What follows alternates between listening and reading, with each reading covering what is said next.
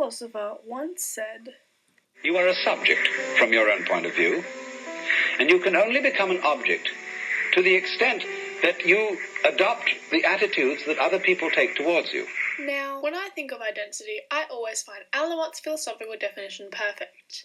When we describe identity, we tend to focus on the roles in our external selves, the job we are in, the age we are at, the name we are given. But identity is much richer than that.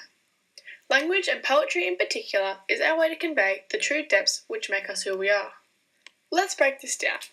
First of all, identity is how we define ourselves, who we believe we sincerely are. Without language, how can we possibly express anything, let alone your identity? This brings me back to culture.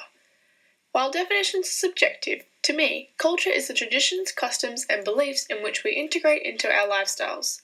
For example, my culture is agnostic German traditions combined with a typical Aussie lifestyle.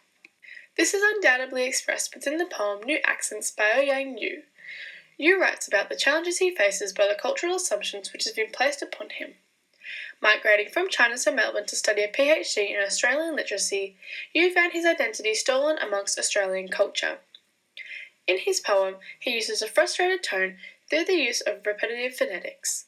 This is to convey the negative emotions he has towards everyone who has made assumptions towards his cultural identity. Yu was even fired from university lecturing as his accent meant he would mispronounce words.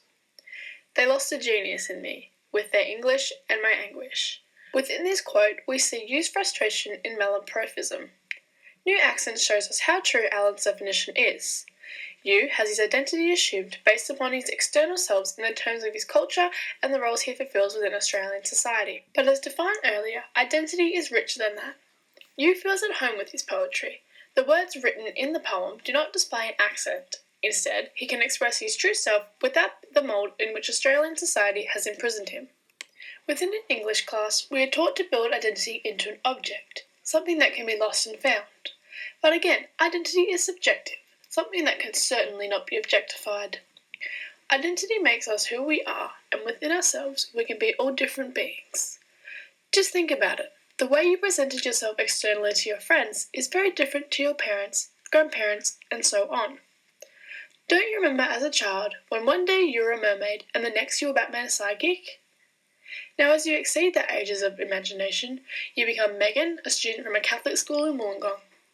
Not Megan from Hogwarts, who time travels with the Doctor.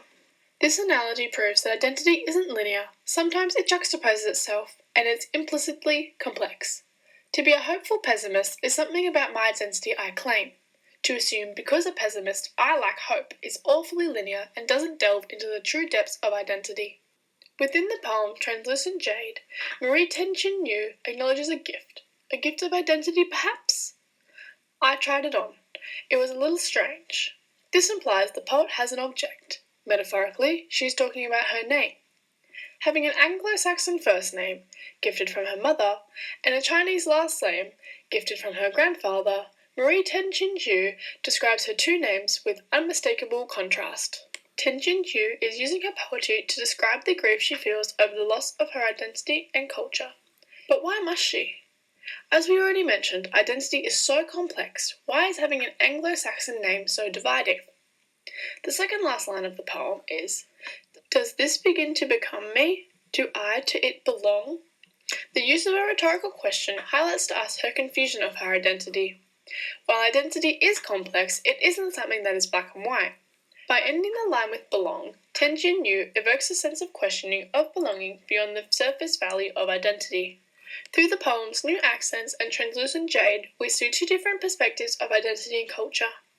While Translucent Jade has a soft tone and speaks of finding identity with artful uses of poetic devices, New Accents is contrastingly different as it uses emotionally charged language with repetitive phonetics to discuss identity assumption. Despite the distinction between each poet's delivery, both challenge typical concepts of identity, provoking the idea of how individual identity can become a collective assumption. Alan argues identity is far richer than our external selves, and this is proven through the different ideas conveyed through the language of poetry.